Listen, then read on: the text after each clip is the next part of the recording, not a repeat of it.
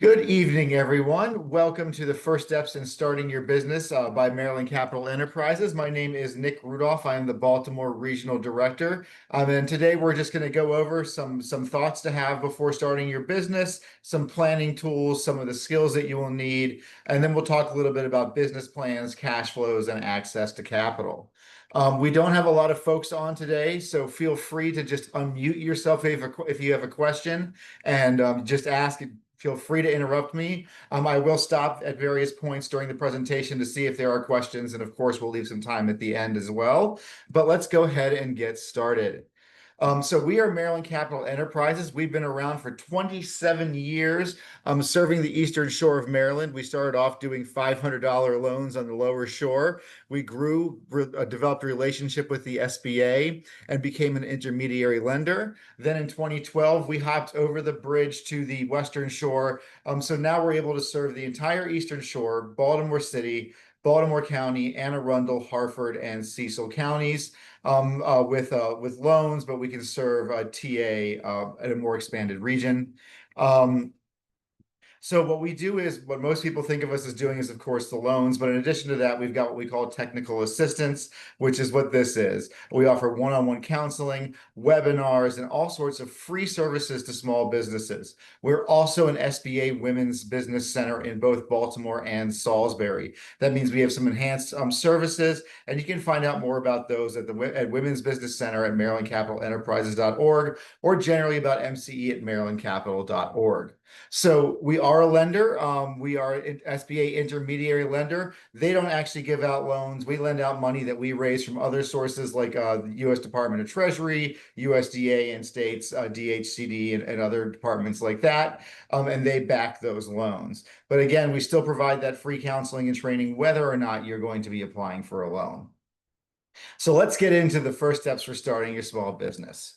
So the first thing I like to start off with is that when you're starting your small business, it's going to be an exciting, rewarding experience, but it's going to take a lot of work. And you're going to need to do thorough planning. You're going to have to be very creative, and you're just going to have to keep on that hustle. So I like to think of a small business as a building. So if you go down to downtown Baltimore, you might see a block that is just completely fenced off with a picture of the skyscraper that's going to be going in there. And for 18 months, you don't see anything happening. And what's happening is they're building the foundation. They're doing all the studies. They're doing all the research. They're making sure that they've got all the contractors and all the materials they need so that when they start building that building, it goes up quick. And 6 months later, it's full of people. The retail is full. The commercial and office space is full. You've got a strong building. So think about your business in the same way. The more time you spend building that foundation, the easier and quicker it will ultimately be to get your business off the ground so that it's sustaining itself. So there's a lot of reasons why people start businesses. Each of you may have your own, but oftentimes, it's to increase income. It's oftentimes because you want to monetize something that you're either really good at or something that you're passionate about. Take that hobby stage to make it a career. You get to be your own boss when you own a business, but you'll find out that just about everybody is your boss. After your business is fully up and running, you might get some flexible work hours, and you might just want to develop another career. Oftentimes you might want to start a business because you had an opportunity fall into your lap, and as long as you can get that passion, you're going to be good there as well. This is the scary slide. We're talking about how 30 businesses close in 2 years and up to 80% close after 10 years. But it's really a little bit misleading. Oftentimes, businesses close for good reasons. They've solved the problem that they're looking to solve. They are a serial entrepreneur. They got bored doing what they're doing and they wanted to open another business. That often happens in the restaurant industry. You have a great chef. They've got, maybe a modern American concept. It's doing really well, but then they decide, what, I want to go French. They close that restaurant and open another one. But still, it is risky. And no matter how you register your business, you are going to be taking some personal risk. So it's something to consider when you are starting that small business. So these are the first 10 of 20 questions you want to ask yourself when you're starting a business. And the first ones are really thinking about why you want to start the business and what it is. You want to think about who your ideal customer is. Sure, you can serve everybody, but who is going to be that core group of folks that is going to be your customers that you're going to target? They're going to keep your doors open. You're thinking about, are you doing products, services, a little bit of both? Do you have the resources to start it? Are you going to need a business location, right? Are you going to be home-based, do everything online, or do you need a brick and mortar? Will you need employees? If so, how many? And getting those supplies, do you need different suppliers? Are you going to have credit with a bunch of different companies? How are you going to make that work? Again, making sure you've got those resources to get started. And to get those, you want to think about, can you get a loan? Are your personal finances in a situation where you can get a business loan? That's something we can help you do. How long will it take? Sometimes you're going to start a business, but you can't really start making money for the first 6 to 8 months. How are you going to be able to survive during that time? Who is your competition? We'll talk about this later, but no matter how unique your business is, you have competition. Do you want to talk about your price? Are you, high, medium, low? You want to figure out the legal structure. LLC might give you a little bit more cover, but there might be some more requirements there. So you really want to think, with your own folks and maybe with a lawyer, figure out what works best for your business. You want to make sure you're paying those taxes and paying them on time so you can stay in good standing and not get penalties. You're going to need insurance. No matter what business you have, you're going to need insurance. But, are you just going to need general liability? Are you working with kids or like with medicine or having employees drive cars? That's going to bump up your insurance. And then you want to think about how you're going to manage and get the word out about your business. So there are 10 steps to make this easier. While they are numbered, they are not necessarily numbered in order of importance or the order in which you should be doing them. They are just 10 things you really want to be thinking about and steps you want to take. So the first thing you're already doing, I'm going to say this numerous times during the presentation, but you are in the best place in the nation for free small business assistance. So, come to trainings like this. Take advantage of free one-on-one sessions. Ask us all the same questions. We are collaborative. We're not competitors. We like when you're talking to other organizations. Get as much information as you can so you can make the most educated decisions about your business. No matter what your business is, no matter how much of an expert you are in the field, you're going to need to write a business plan. It doesn't need to be 100 pages. Oftentimes, great business plans can be 5, 6, 7 pages, even with some pictures in there. So we can help you develop that. We've got a great template. I will put my email in the chat in a little bit, and you can email me. I'll get you that template. If you're going to be an employer, you need to understand your responsibilities, your workman's comp insurance, your payroll, all of those things you're going to really need to understand. And it's going to cost you more than just the salary of your employees. And you really want to understand that. Number 4, choosing that business location. If you're not going to be working from home, are you going to need a store on a main street with a lot of foot traffic? Or are you a business that folks are going to come to you and you can be in an office complex? Again, determining that legal structure. Are you an LLC, a corporation, or maybe you're doing a service to the community and you want to go the nonprofit route. You want to do your business name and you want to think, am I going to be a serial entrepreneur? And if you are, you might want to start, instead of, we're going to be talking about a fake business maybe called Nick's Dill Pickles. So do I want to say, look, this is Nick LLC? And then I've got an arm that's doing the dill pickles, because later on I'm also going to want to have a separate business doing kimchi or something like that. So you want to think about those things. You then want to register for your state and local taxes. You need to register your business with the IRS and with the state, and you need to understand what you're going to have to pay. You're going to need to get any licenses you need to start the business, if you're a barber shop or something like that, and then permits. Every business is going to need a permit. If you are in a brick and mortar location, you're going to need to have a fire plan, all of that stuff. Then you want to think about how you're going to finance. Can you get a loan? Do you have enough money? And then marketing plan, which is, we're going to go through in a little bit, is much, much more than just how you're going to advertise your business. So before we go into understanding the market, are there any general questions? All righty. So when you understand your market, you're going to have a little bit less risk. You're going to really understand if there's room for you. You're going to be able to sort of spot trends before they start. You're going to be able to identify new sales opportunities that you might not have thought of. And you really want to make sure you capture this data and you cite this data for your business plan, because the more you can show that there's room for you in the market, the easier it's going to be for you to access that capital. So how do you get that data? So Google is your friend, right? So do an internet search. Say, like, we're going to stick with that barber shop. Say, is the barber industry growing in the Baltimore region or Salisbury area or wherever you might be? And then find some quotes that shows that it is, and pull them out and put them into your business plan. Industry publications, government websites, your local chamber of commerce, your trade organizations, all of that can help.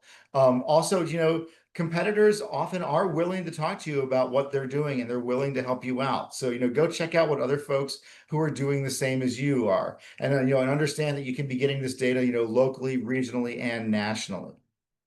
Now we're going to go into some of the advantages and disadvantages of starting a small business, because it is hard work, it is risky. So the advantages, of course, you're your own boss. So, as long as you're running your business, you can't be fired. The more you work, oftentimes the more money you're going to get. You're doing something you really care about, and you're also creating jobs for other folks. You're helping build your community. That's why what we do. We believe that small businesses help build strong communities. The cons, you're going to be working a lot. You are going to be taking some financial risk, and you're probably not going to be making money for a little bit. You may need to get additional training, like you might be the best baker in the world, but you might need some training on bookkeeping, or you might need new certifications to keep doing your job. You're probably not taking a vacation for a while. You're probably not going to have a lot of time for yourself for a while. And while you are the boss, every customer, every employee is going to have expectations of you. So you need to think of them all as your bosses as well. Now, a lot of times people talk to us when they're thinking about accessing capital. Are there grants available for my small business? And the answer to that is generally no. Oftentimes, if you have a brick and mortar and it's in a historic shopping district or an area that a county is trying to build up, they will do what's called a facade improvement grant. Generally, they'll pay for about half of your signage, windows, awnings, things like that spruce up the front of your building. It can often include things like the ADA accessible ramps, security cameras, and lighting. But if you're in one of these type of businesses, green, certain types of ownership, anything with education or with medical, there are occasionally grants available for for-profit businesses. I would recommend checking with the Department of Commerce, both state and national. And then, whatever department of government deals with your issue area, check out that state's department, and you can maybe find a few grants there. So what are your keys to success to make it? Number one, you're going to need to have experience in your industry. And if you don't have an experience in the industry, you're going to have to be able to get it through a mentor, through education, something like that. You also want to think about your business management experience. Have you managed employees before, even if it's outside of your business area? If you were a shift leader at Taco Bell in college, that is managing employees, and that's a skill that you can build off of. Then you want to think about, can you effectively recognize and improvise to solve problems? Oftentimes, small business owners, folks like lawyers like that, they will take comedy improv classes just to get that muscle stronger, because no matter how effectively you plan, something is going to go wrong that you didn't plan for. And an ability to improvise is always a good thing to have. And then again, can you keep growing your skills with education and or a mentor? So when you're starting small business, a few legal things you want to think about. There's city and county zoning requirements. You don't want to spend all the money to open up your small manufacturing business in a place where it's not allowed, and then you've just lost all that money and have to go somewhere else. You want to think about your licensing requirements. Do you need something in addition to your normal license to do that job where you are? And then the rest, the insurance, the banking, all of that stuff, that's part of your bail team, which we'll go over in the next slide. But you also want to think about your credit. When you're getting capital for your small business, especially as you're starting up, we are going to be looking at your personal credit. So you want to make sure that you're in a good spot. We look for things like missed payments in the last 12 to 18, 24 months. We're looking for things like high past due amounts. For us, we don't have a minimum credit score. We're really looking at the full history. And now we're going to talk about your bail team. So this is a pretty new concept, but it's something that is really good for every small business to have. Number one, a banker. Develop your relation with your commercial banker at your bank as early as possible. before you need that loan. Check in with them every quarter, every 6 months. Tell them about how your business is doing. See if they've got new products that might be able to help you out. See if they have any free services available for you. They often offer things like accelerator classes where you get with a cohort of small businesses and sometimes even have a paid pitch competition at the end. You never know what they have until you ask. Also, as you're developing that relationship, as you know about their kids' softball team and they know about your family, they're going to want to work harder for you. They're going to want to get that loan funded. You're going to also need an accountant. That doesn't mean you need to have one on staff or one on retainer, but you want to get to know your local accountants because once you have them, they're going to ensure that you're in compliance with your state and local laws and your taxes. Oftentimes there are things that are paid quarterly, and if you miss those deadlines, you become not in good standing, which means you become ineligible for a lot of services like ours. And then also, if you have a professional accountant, your taxes are going to be more likely to be filed correctly. And if you're audited, you're going to have somebody there with you. Now, with insurance agent, same thing. You really want to talk to a couple of insurance agents that specialize in small business. Listen to them about what you need and figure out exactly what it is, and then make sure you're budgeting for that. It's going to ensure you're covered in case something happens. Also, you want to be talking to your small business lawyers. Figure out who can help you out if a problem arises. See if you can talk to them, let them know who you are, and then start save some money just in case you need them. So the next part of this is going to be talking about developing a business plan. This is going to go into a little bit of depth. So I wanted to see if there's any general questions before we start with that. All righty. I have one question. Sure. So the business that I'm looking to get into is going to be a family business, so it'll be under an LLC. Sure. And I'm wondering about when you were talking about special business types. Mm-hmm. Because it's an LLC, would it be considered as a whole, or can it be considered individually? And I guess what I mean is, so there will be people that are on the board that are vets. There are minorities. There are women. Can we go at different programs that way, or is it different when you're an LLC? Sure. So first of all, whether you're an LLC or a corporation, it doesn't matter at all. So there are certain things that require a percentage of ownership. So for instance, there's what's called the MBE and WBE programs that help you get some state and local contracts. That you have to be either 51% minority owned or 51% woman owned. But for the Women's Business Center, if one of your owners is a woman, then you can take advantage of all of those services.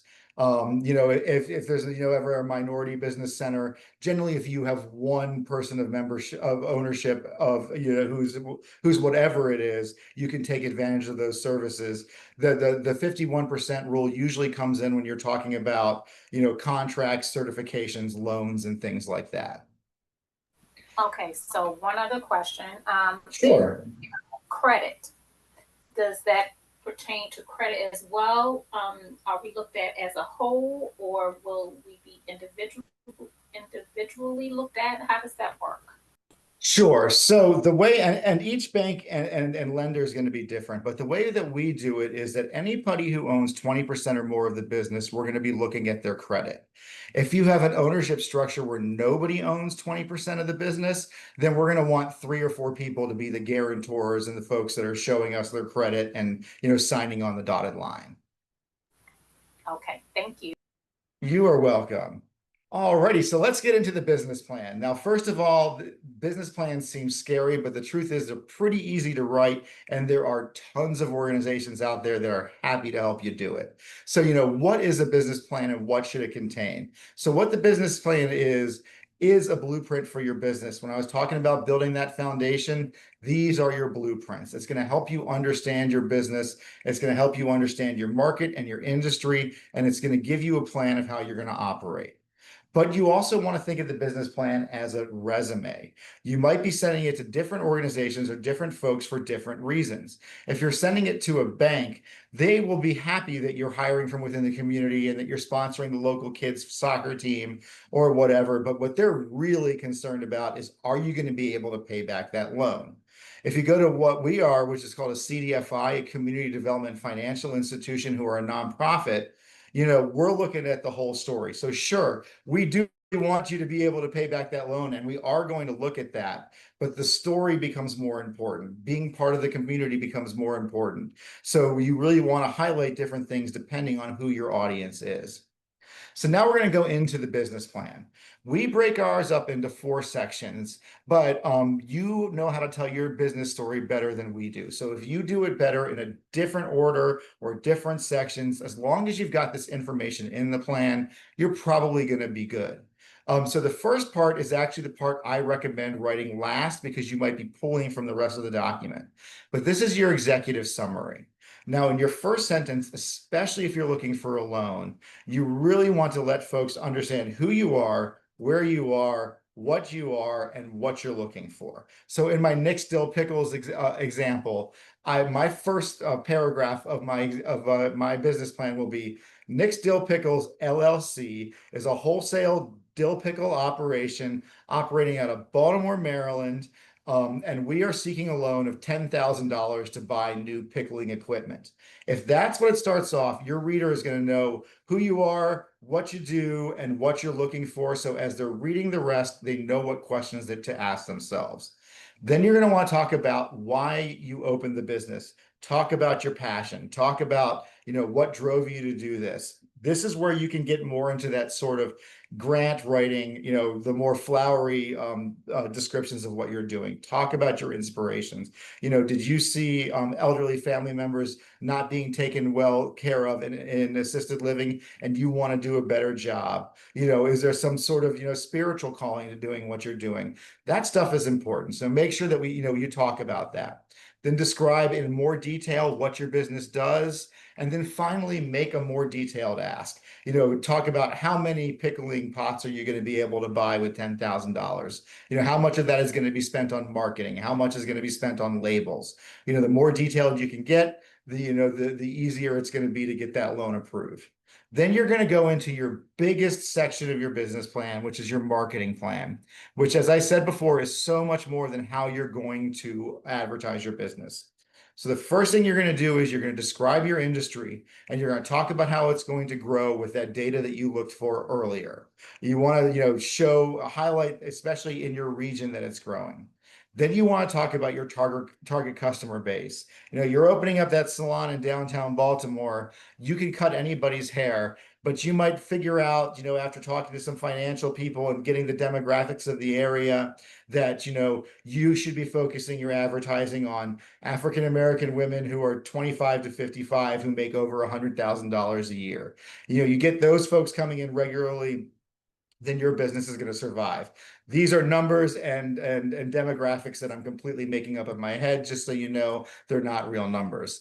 And about your competition, as I said, no matter what you do, you have competitors. If you give a business plan to a bank and says that you say you have no competitors, it's going to be hard to get you that loan. So you really want to think, locally, regionally, nationally, and even internationally about who your competitors are.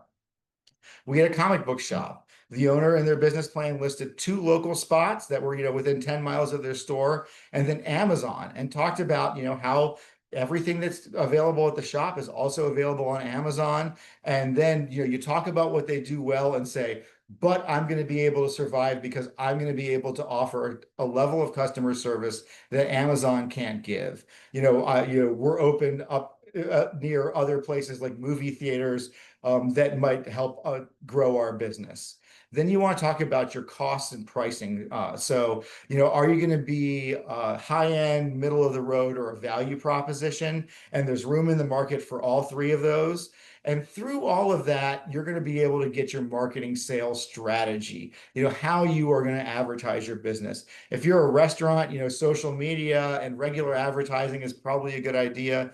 But, if you're an assisted living home, doing one-on-one networking, at hospitals and with different groups might be the way you want to go. And once you figure that out, you figured out your competitive edge, or as we like to call it, your special sauce. What makes you different than everybody else?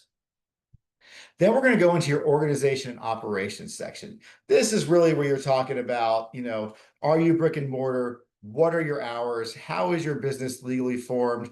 Are you going to need employees? If you are, what is your plan to hire them? Have you already identified them, or is it going to be a slow grow? Are they going to be actual W-9 employees, or will they be 1099 contractors? You want to be thinking about all that. You're also going to want to talk about your licenses and any types of training you're going to have ongoing, and discuss your insurance policy.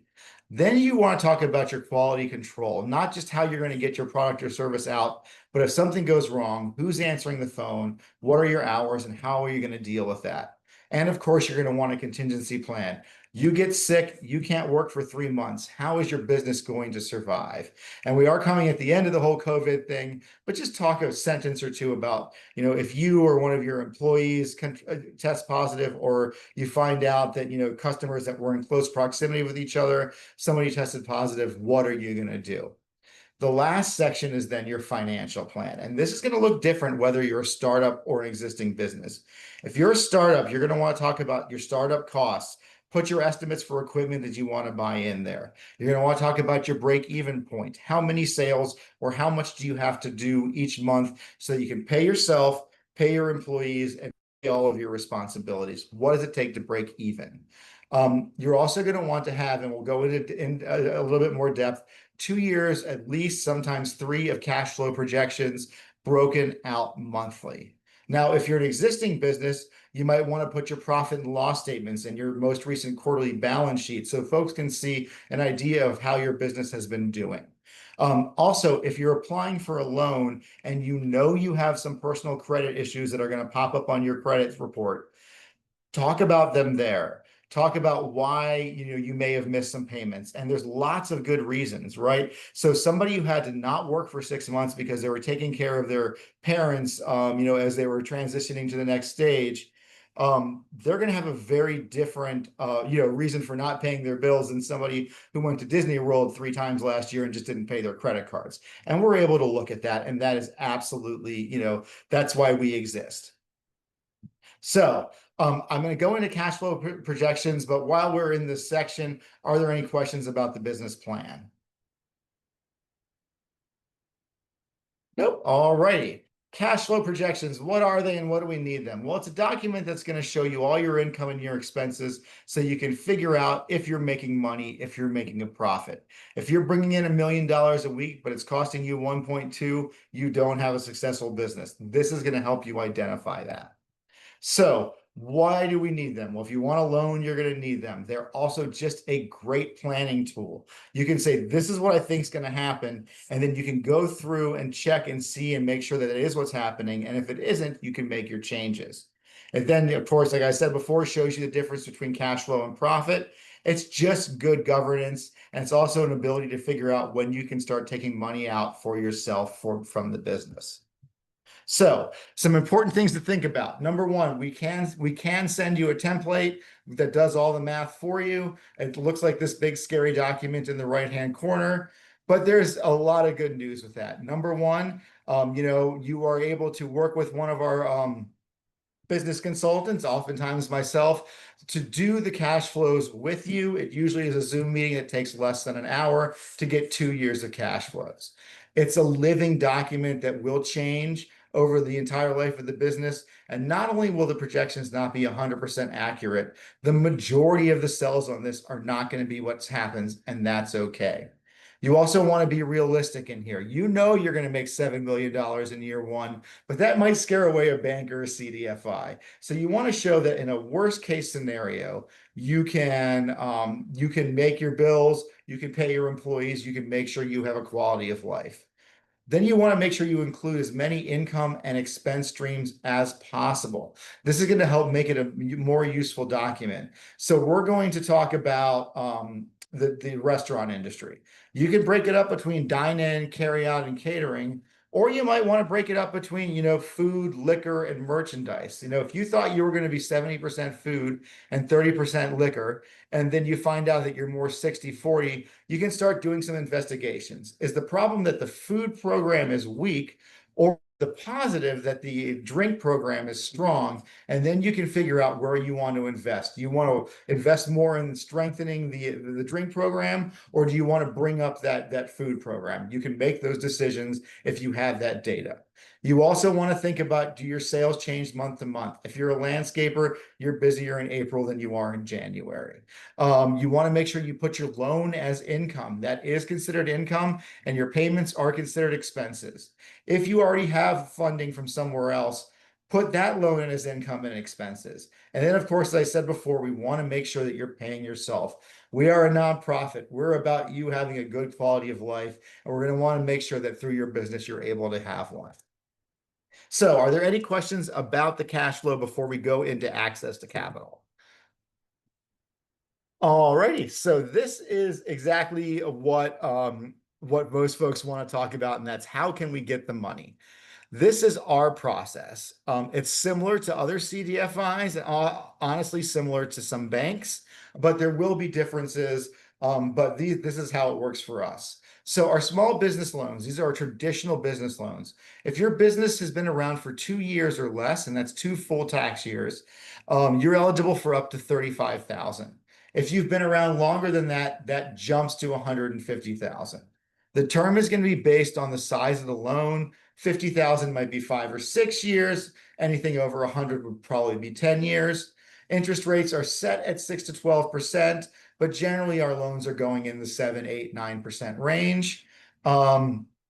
We do require collateral. We can be very flexible with what that is. Of course, a wholly owned real estate is the best, but talk to us. A lot of folks who think they don't have collateral actually do. As I said before, if you own 20% or more of the business, you're going to have to personally guarantee the loan.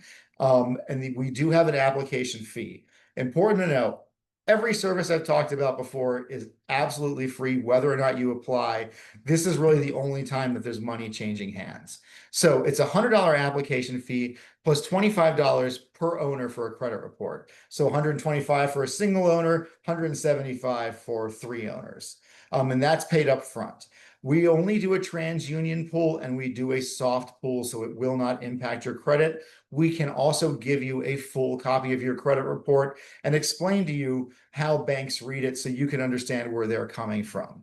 If you are approved for the loan, there are some closing costs involved. Generally, a $50,000 loan will walk out the door with just north of $48,000. We do automatic payments from your business checking account. It will either be on the 1st or the 15th of the month. And if you know you can't make a payment a week ahead of time and you let us know, we'll figure something out. We can go to interest for the defer payments. We can even restructure the whole loan. We don't want to be dinging your credit at all, so we will work with you as long as you're honest and upfront with us. On the other side, your business goes gangbusters. There are no penalties for prepayment. If your loan is 30 days old and hit the lottery or get that big contract, you can just pay off whatever the principal is that day, and then we're good to go. Now, we will be visiting you at least twice a year, either virtually or in person through the life of the loan. We're going to want to talk about how your business is doing. We're going to look for any problems that might be coming up and any resources that we have. Those are usually very fun meetings. Now for the big question, is my business eligible? And if so, what can I spend it on? So most Maryland businesses are eligible. As I said before, we're on the Eastern Shore and in the Baltimore region are the areas where we can lend. Business types. We can do just about any type of business in Maryland other than the traditional sin industries, things like adult bookstores, 100% tobacco, 100% alcohol, things like that. Also, if you are in real estate investment, We cannot purchase properties that you are not going to be occupying at least 51% of, and we cannot pay for the rehab of properties that you're not going to be occupying at least 51% of. However, we can build out your offices, we can buy your trucks, we can buy your reusable equipment. So, big jackhammers, things like that, yes. Drywall and nails, no. But otherwise, we can pay just about any small business expense, from rent to build out, furniture, equipment, salaries, all that fun stuff, unless you're a home-based business. If you are a home-based business, we cannot pay your rent, mortgage, utilities, home phone, or home internet. So we can pay for everything else, but the rest of that stuff's going to have to come out of your business budget. We also have what's called our credit builder loan. This is for folks who either have no or maybe low credit, are thinking about dipping their toes into entrepreneurship. You've been really good at detailing your friends' cars. Maybe you want to take a little bit of an investment and see if you can turn it into a business. That's what this loan is for. Also, you're an existing business. You got a restaurant, a tree root grows through a pipe, it needs to get fixed quick. This has a faster turnaround, so we can do that. These terms are generally 1 to 2 years. The interest rate is at 9% for these. Collateral is not required, but it's of course encouraged. All of the fees are much, much less, but everything else is going to be the same there. And the hope there is that as we're recording these payments that are being made, you're just going to be growing and growing and growing your credit, getting that score higher. So how can you get a loan through MCE? So number one, we don't make the decisions. They're reviewed by a loan committee. It's local volunteers, but these are folks who are in other CDFIs, who are bankers, who are business owners, who are leaders in the community. We do have separate loan committees for the Baltimore region and the Eastern Shore. What we're going to want to see is that thorough business plan. We're going to want to know about your experience or your ability to gain experience. We're looking for the strength of the cash flow. And that doesn't mean, go wild. You want to make sure that you're showing that in a worst case scenario, you're going to be able to make that. The strength of collateral as well. You're going to better the collateral, the easier it is to get the loan. As I said before, there's no minimum credit score, but we're looking at what's been going on in the last 12 to 24 months. There are, however, 2 disqualifiers. If you have a bankruptcy that has been discharged in the last 24 months, or if you have a tax debt without a payment plan, we cannot give a loan to you. You are eligible for all of our other services, however. And if you're working on getting that tax payment plan, we can do the whole process through you. We just can't close a loan until that payment plan is in place. We're also looking at the general economic conditions for the venture. Is this the time to open that business? If not, we'll help you figure out when that is. Also, is this the place to open that business?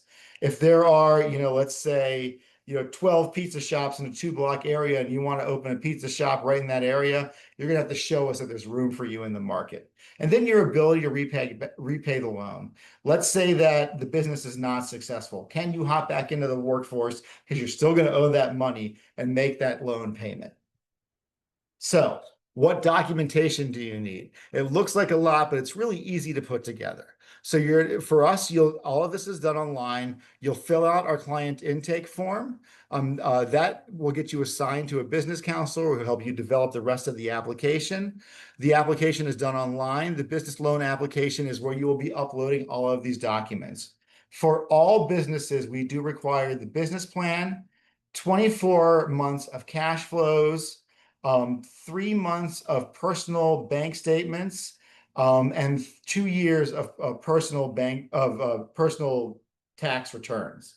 If your business is existing, we're going to want to see your last 2 years of profit and loss. If you've only been around for 1 year, of course, 1 year is fine. Your most recent quarterly balance sheet, up to 2 years of your business taxes, 3 months of corporate bank statements. Now, proof that your loan was turned down by another lender doesn't mean that you have to have gone through the whole application process. What it really means is you've talked to a bank and they say, look, we just don't do startups, or your credit is a little bit too low for us, but we think MCE can help you out. Now, you can also add reference letters, and those are often very helpful. If you're opening up a salon and you get 30 letters from people that have been sitting in your chair for years that say they'll move with you, it's going to be pretty easy for me to get that loan passed. But also, letters from coworkers, from bosses, from, other businesses that you've worked with, from clergy, all of that stuff is helpful.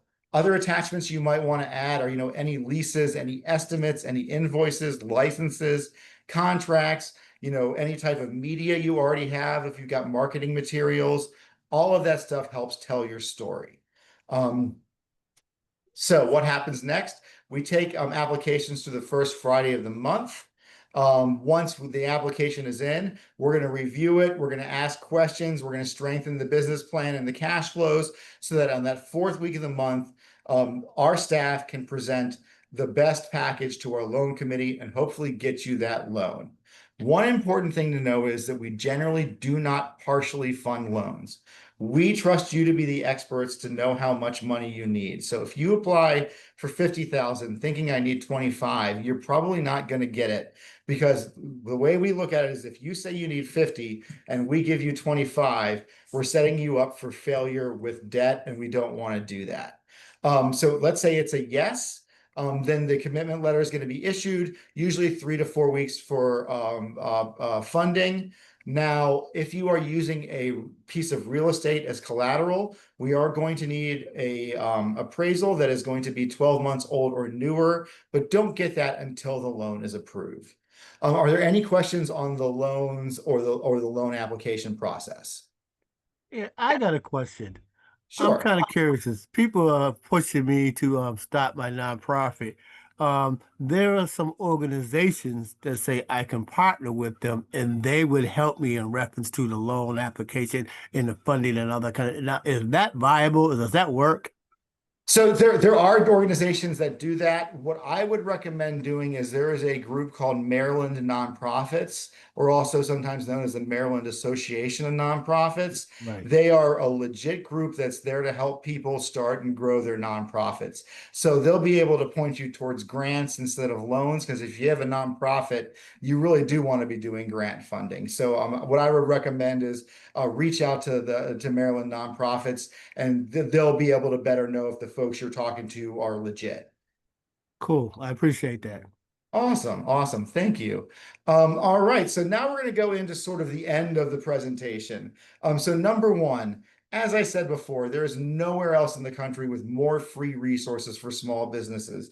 So think about groups like us, your local libraries. Almost every county library has a small business center. There are all kinds of great classes and things that happen there. Each county has an economic development organization. That's where you'll find about your facade improvement grants and any tax breaks you might be able to get. You got your chambers of commerce, you got your state agencies, you've got the SBA and all of their great programs like the Maryland Small Business Development Center, where you can get a one-on-one mentor to help you write that business plan. Same thing with SCORE. That's the Senior Corps of Retired Executives. The SBA might be able to put you in with a mentor who's a retired person doing what you did. Also, your local universities like Salisbury on the Eastern Shore and Morgan State here in Baltimore, they have great small business centers, whether or not you attended that university. Also, they often have business classes that are looking for projects that can help your business. So develop those relationships, and become, get involved in your local business organizations. Because, and this is the last thing I like to tell folks, these are the 5 things that you want to think about when you're applying for business capital. Number 1, keep your day job. You want to be working as long as you possibly can while you're building that business, because you want that income to be coming in. Number 2, unless you're an accountant, and even if you are an accountant, you're going to need one to make sure, as I said before, that you're meeting all those deadlines, that your numbers are adding up. Just like I said on that last slide, this is the place to ask for help. There's so many free resources. Number 4, keep your money in the bank if you're looking for a loan. Like if you're looking for a business loan, it's not the time to also be buying a house and or a car or opening up new credit cards, because all of that's going to mess with your credit a little bit. And then last, and I think most importantly, people go to small businesses because they're part of the community. So make sure that you're part of the community. Get involved. Join your local chamber, sponsor a local sports team, give the local charities. That's going to be the stuff that's going to get people to be proud to walk through your doors. Now, unfortunately, we're living in a politically charged time. So for charities, you want to be careful about, who you're given to. Generally, things like animals, kids, veterans, parks, that kind of stuff, food banks. are the way to go. It's the reason why when you walk in a bar, there's sports on, because if they had on Fox News or, MSNBC, they'd be immediately turning off half of their customer base. So, unless you're a political business, your customers shouldn't know how you vote because all the money spends the same. With that, that is the end of the presentation. We've got some great webinars coming up. I am definitely going to be attending that How to Charge People Money with Grace and Ease that's happening. That's at 5 p.m. on September 30th. We've got a bunch more coming up if you go to our education tab on our webpage. All of these are free. If you sign up for the ones that are hosted by MCE and you're unable to attend, we'll get you that video and we'll get you those slides. And with that, I'll open it up for any questions. This is my email address. I'm also going to put it in the chat right now so you can copy and paste if you'd like to. Email me. We can get you a link to that client intake form, which is also available. Which is also available on our website on the top right-hand corner where it says "Get Started Here." And with that, let's going to be hitting enter now. My email address is in the chat. Are there any questions? Alrighty, so the other person who's listed on here is Miri. She is our Women's Business Center coordinator for Baltimore. She's also somebody you can help your small business and talk to you in detail about what we can do with you with the Women's Business Center. Since it doesn't look like there's any questions, I always come up with my questions once these things have ended. Just feel free to reach out to us. I just want to say thank you very much for attending tonight. And remember, this will be available on YouTube for you in the coming days. Have a great rest of your night. Thank Thanks, you. You Steve. too. Yeah, bye. Bye-bye. Thank you.